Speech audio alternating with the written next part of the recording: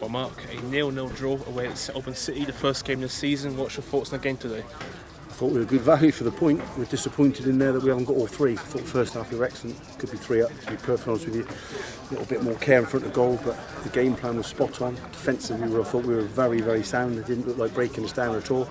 Will Putty's not had a shot to save. Everything from outside the box, which we're happy for that to happen.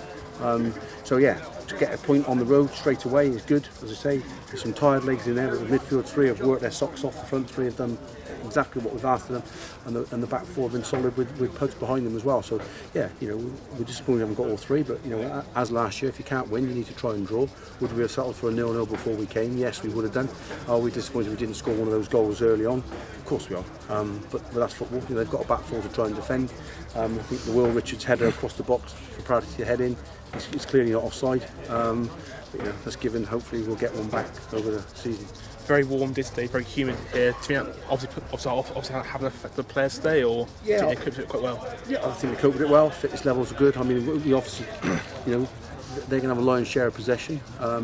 Did that happen? Not really, but when they did have possession, we got people behind the ball, and we're experienced enough now to when to have a blow and when to have a break and when to take our time over things and make sure that we're organised. Got in at half time and, as I say, get some fluids on board and go again. So yeah, fitness levels are good. Now we start planning again now for next week. Obviously with Curtis out and obviously George still recovering from his injuries, how do you think the defence was today? Well, we play like that every week.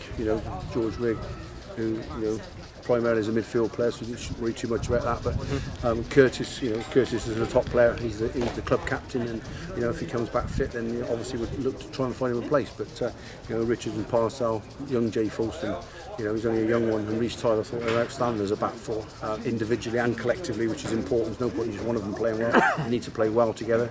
We need to play well in the different units, and as I say, we've managed to do that. So there'll be some teams that have lost today. There'll be some not pleased. There'll be some teams that have won, be over the moon. There'll be teams who've drawn that feel okay about it. So that's where we are with it.